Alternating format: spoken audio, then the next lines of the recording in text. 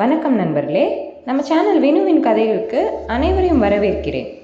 இதில் வரும் கதைகள், கவிதைகள் உங்களுக்கு அனைவருக்கும் பிடித்திருந்தால் மறக்காமல் என் சேனலுக்கு சப்ஸ்கிரைப் செய்து எனக்கு ஆதரவு தாருங்கள். நண்பர்களே, இதுவரை எனக்கு ஆதரவு கொடுத்த அனைத்து நண்பர்களுக்கும் மிக்க நன்றி. இப்போது நம்ம தொடர்கதை காதல் ஒரு வரமாய் அதோட பகுதி 19 கதைக்குள் செல்வோமா நண்பர்களே? அமிர்தா தாம்பரம் வந்து வேலையில் சேர்ந்து 1 மாதம் கடந்து விட்டது. அஞ்சல் நிலையத்தின் பக்கத்தில்தான் வீடு. அதனால் அவளிற்கு அலைச்சல் இல்லை. முதலில் வேலைக்கு என்று நுழையும் போது சற்று பயம் இருக்கத்தான் செய்தது. ஆனால் அதைவிடவும் வேலையை கற்றுக்கொள்ள வேண்டும் என்ற ஆர்வம் அதிகமாக இருக்க சீக்கிரமே அவள் பணியை கற்றுக்கொண்டாள். இதற்கிடையில் அமிர்தா ஒரு முறை வாணி மேடத்தையும் பார்த்துவிட்டு வந்தாள். அமிர்தாவிற்கு பல்பணி ஊழியர்கள் பிரிவில்தான் வேலை. அஞ்சல் விநியோகம், வாடிக்கையாளர் விநியோகங்களை கையாளுதல், அஞ்சல் உபகரணங்களை நிர்வகித்தல் மற்றும் நாடு முழுவதும் உள்ள அஞ்சல் அலுவலகங்களின் திறமையான செயல்பாட்டை ஆதரித்தல் போன்ற பணி. அமிர்தா என்று தன்னுடன் வேலை பார்க்கும் கார்த்திகா அழைக்க, என்ன கார்த்தி? ஏய், இன்னைக்கு நமக்கு சம்பளம் போட்டுடுவாங்க. ஆமா என்று தன் வேலையை கவனித்து கொண்டு பதில் தந்த அமிர்தாவை கண்டு கார்த்திகாவுக்கு எரிச்சலாக இருந்தது.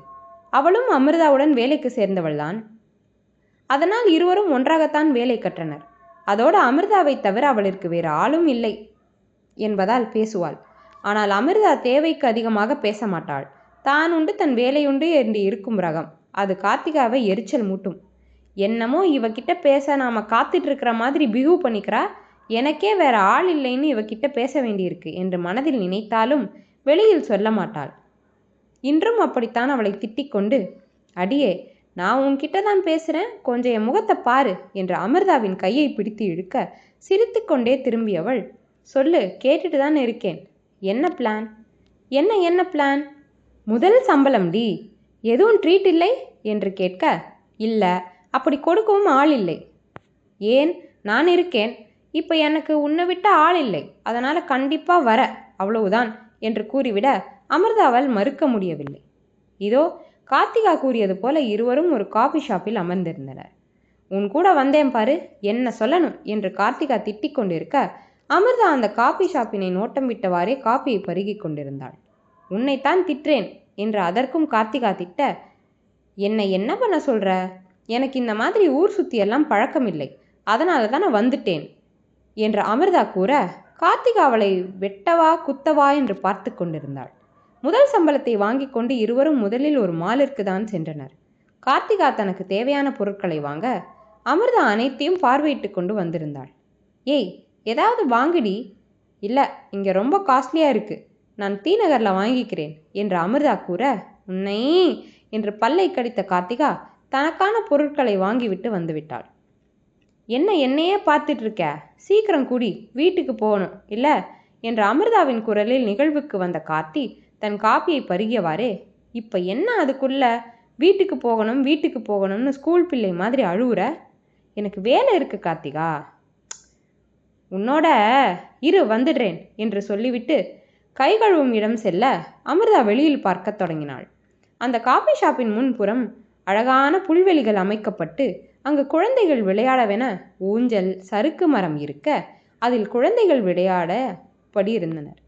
அதை பார்த்து கொண்டே வந்தவளின் கண்கள் ஷாப்பிங் எதிர்ப்புறம் உள்ள அங்கு யாரோ ஒருவனுடன் பேசியபடி வந்து கொண்டிருந்தான் சிவா. எவனை இனி தன் வாழ்நாளில் காணவே கூடாது என்று எண்ணியிருந்தாலோ அவனை மீண்டும் பார்த்துவிட அமிழ்ந்திருந்த எண்ணங்கள் ஆர்ப்பரிக்கத் தொடங்கின. அதோடு அவனும் இந்த ஷாப்பிற்கு வருவதற்கண்டவள் எழுந்து விட்டாள். அவள் எழவும் கார்த்திகா வரவும் சரியாக இருந்தது. வா, வந்துட்டேன் என்று பேசிக்கொண்டே முன்னே செல்ல அமிர்தா எப்படி அவனை கடந்து செல்வது என்ற யோசனையில் தயங்கிக் கொண்டே வர அவளின் நல்ல நேரம் சிவா பக்கத்தில் ஒரு கடைக்குள் நுழைய, வா வா, சீக்கிரம் வா கார்த்தி என்று அவளை இழுத்து கொண்டு அவள் வண்டி இருக்கும் பக்கம் விட்டவள், ஏய், ஏண்டி இழுத்துட்டு வர? நானே வந்துட்டு தானே இருக்கேன், அதான் சீக்கிரம் கிளம்பணும் என்றவள் கண்கள் முழுவதும் அந்த கடையில்தான் இருந்தன. அட இருடி, சாவியை தேடிட்டு இருக்கேன், எங்கே வச்சேன்?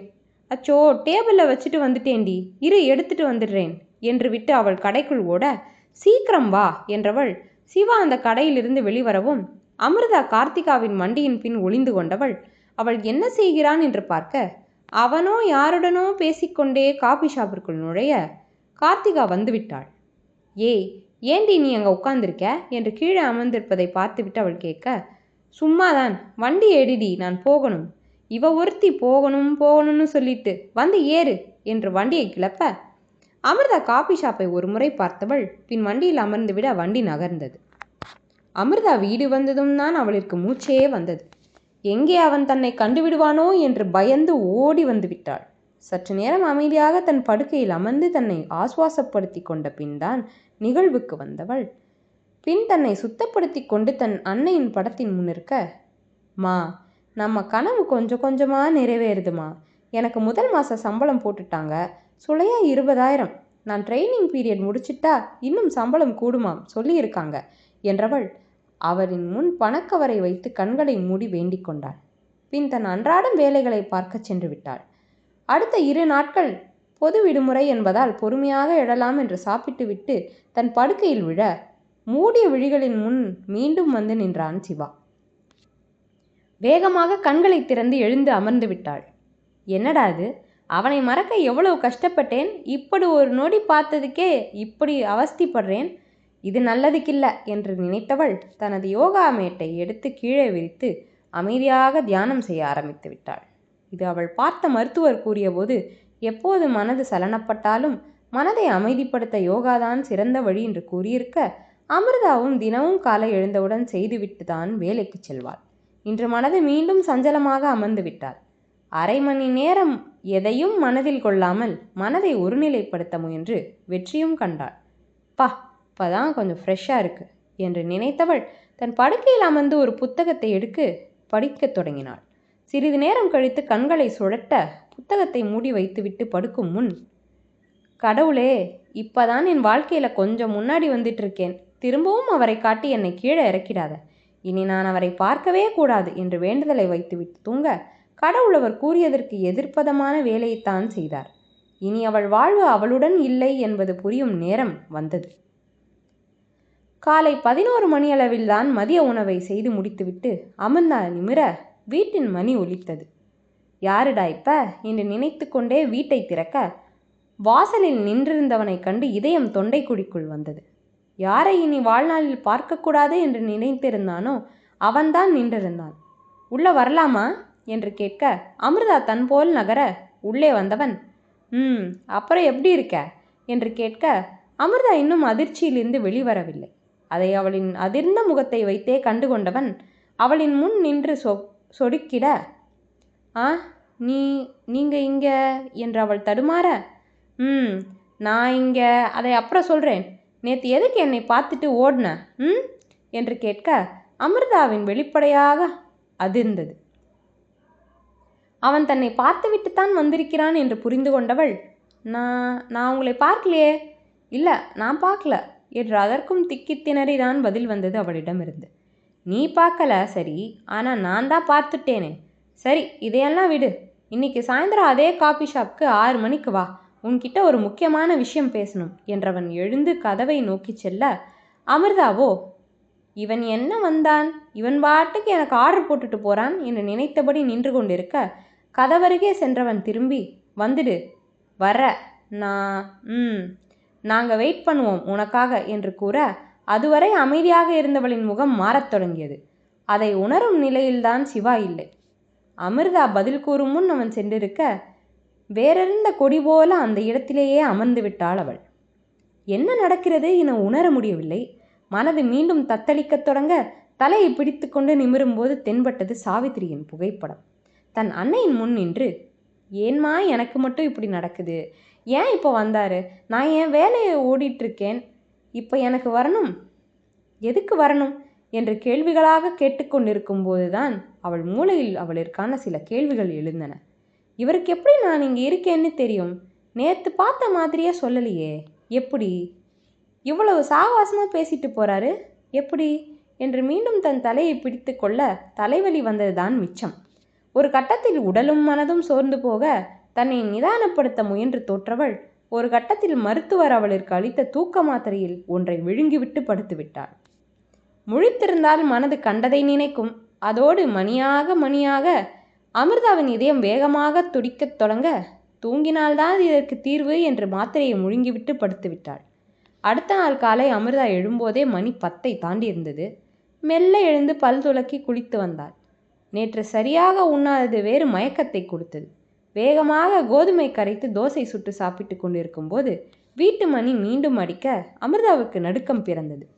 இம்முறை கதவின் துவாரம் வழியே பார்க்க வீட்டின் உரிமையாளர் நின்றார். அவரை பார்த்ததும் அமிர்தாவுக்கு மூச்சே வர கதவை திறந்தாள். இந்தா திறந்துட்டுல, நான் பயந்தே போயிட்டேன் தம்பி என்றவர் கூற, அமிர்தா பயத்துடன் வெளியில் பார்க்க அவளை கொன்றுவிடும் கோபத்துடன் நின்றிருந்தான் சிவா. என்னம்மா தூக்கமா? இந்த பையன் ரொம்ப நேரமாக உன் கதவை தட்டி பார்த்துட்டு என்கிட்ட வந்துடுச்சு. நானும் பயந்துட்டேன், பார்த்துக்கம்மா என்று விட்டு அவர் சென்றுவிட அமிர்தா திக்பிரமை பிடித்தவள் போல் நின்று விட்டாள். அவளை இடித்து கொண்டு உள்ளே நுழைந்தான் சிவா.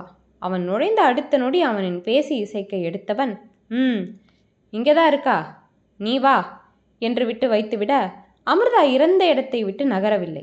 நான் போகவில்லை என்றால் திரும்ப வரமாட்டான் என்று நினைத்திருக்க, இவன் எதற்கு மீண்டும் வந்தான் என்று நினைத்து கொண்டிருக்கும் வேளை, மேடம் கொஞ்சம் வரீங்களா உள்ள என்று சிவாவின் கடின குரலில் வீட்டின் உள்ளே அவள் வர, ஏன் வரலை என்றான் ஒற்றை கேள்வியாக. எதுக்கு வரணும் என்று அவளும் அசராமல் கேட்க, எதுக்குன்னா நான் உன்னை வர சொல்லிட்டு தானே போனேன் என்று சிவா கோபமாக கத்த, அதான் எதுக்கு என்னை நீங்கள் கூப்பிடுறீங்க? உனக்கு முக்கியமான ஒருத்தரை என்று அவன் ஆரம்பிக்கும் போதே, வேண்டாம் வேண்டாம், நான் யாரையும் பார்க்க விரும்பலை என்று கத்த சிவா அதிர்ந்து நிற்க, உங்கள் மனைவி குழந்தையை நான் எதுக்கு பார்க்கணும்? எனக்கு வேண்டாம் என்றவள் அடுத்த வார்த்தை பேசும் முன், ஏய் என்று கத்திக்கொண்டே கைகளை ஓங்கிவிட்டான் சிவா. அவனின் உக்கிரத்தில் அமிர்தா பயந்து பின்னகர, சிவா என்று வெளியில் இருந்து கத்தியபடி வந்தாள் திவ்யா. என்னடா அது கை ஓங்குற பழக்கம், கையை இறக்கு முதல்ல என்று அதிகாரமாக கூற சிவாவின் கைகள் கீழ் இறங்கின.